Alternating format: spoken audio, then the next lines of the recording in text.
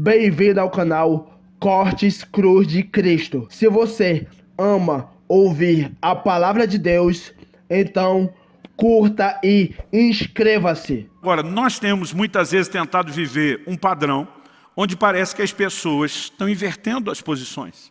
Alguns parecem que acreditam que eles são senhores, que eles dão a ordem e comando e que Deus é que é o servo para ficar obedecendo e mimando a gente em tudo. Me entenda bem, eu não estou falando que Deus não vai responder orações. Ele disse que a gente poderia pedir o que quiséssemos. Não estou negando que há um aspecto da oração onde a gente consegue de Deus o que a gente quer. O que nós não podemos é desbalancear e deixar de acreditar que quem é senhor é Ele e quem é servo somos nós. Nós não podemos desbalancear e deixar de entender que também na oração nós encontramos esse lugar e esse ambiente de rendição para que a vontade dEle é que se cumpra. Na oração modelo, que nós apelidamos de Pai Nosso, o Senhor Jesus nos ensinou a dizer: venha o teu reino, teu governo, venha ser rei sobre nossas vidas, seja feita a tua vontade. A oração é um dos caminhos pelos quais eu e você nos submetemos a Deus. Em Lucas, no capítulo 14, se você for rápido de endereço, abre lá, eu gostaria que você acompanhasse comigo. Nós vamos começar no versículo 25. Lucas 14, 25.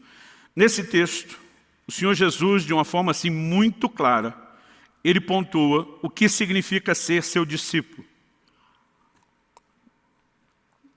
O verso 25 começa dizendo: grandes multidões acompanhavam a Jesus, e Ele voltando-se lhes disse. Antes de falar do que Ele disse, deixa eu fazer uma observação. Quando você estiver lendo os evangelhos e perceber que a Bíblia destaca que tem muita gente, grandes multidões, você vai perceber que de forma recorrente Jesus para e diz: deixa eu explicar para vocês como que a coisa funciona. É quase como se ele dissesse: pelo tanto de gente aqui, eu acho que vocês não entenderam.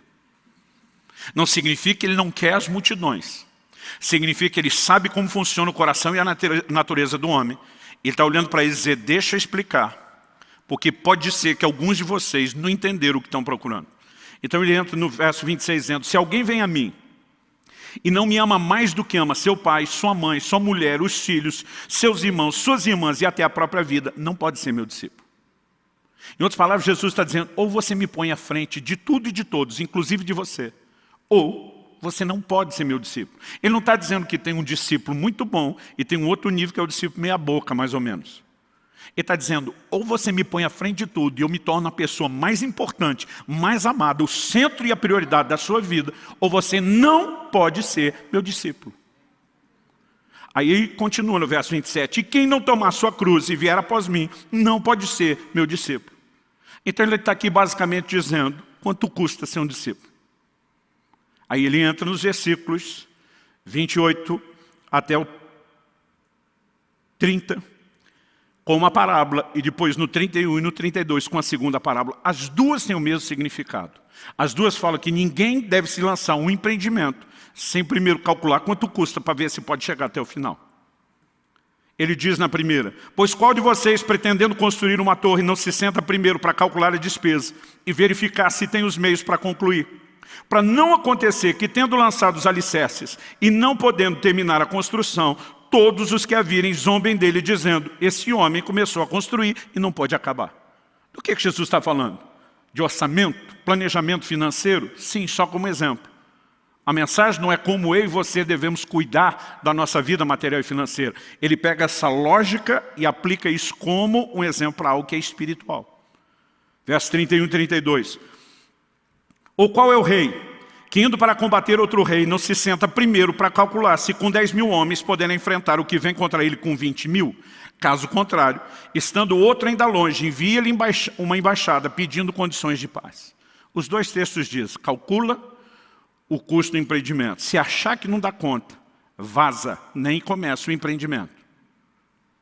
Do que é que Jesus está falando? Olha o verso 33, onde ele arremata: assim, pois, semelhantemente, igualmente, da mesma forma, da mesma maneira. Agora Jesus vai trazer a aplicação da figura. Assim, pois, qualquer um de vocês que não renuncia a tudo que tem, não pode ser meu discípulo.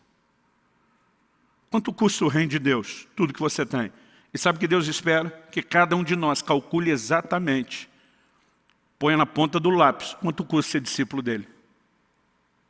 Em outras palavras, ele está dizendo, se você acha que não pode viver esse nível de senhorio, aonde ocupe esse lugar de prioridade, você nem deveria começar, ou tentar começar essa jornada. Pastor, não me falaram isso o dia que eu me converti. Deveria ter lido as letrinhas pequenas do contrato. Se o gerente do banco não te mostrou, você deveria ter lido. Meus queridos, servir a Cristo ou ser um discípulo de Cristo é muito mais do que um dia erguer a mão, ir no apelo, frequentar cultos. Nós precisamos permitir que Ele tenha governo pleno das nossas vidas. Quem está entendendo, diga amém. E sabe, nós jamais vamos entender ou poder discutir esse conflito de vontade se não entendemos o reino de Deus, o próprio Deus, em primeiro lugar. E se Ele está em primeiro lugar, e se Ele de fato ocupa esse papel, então nós devemos a Ele plena submissão.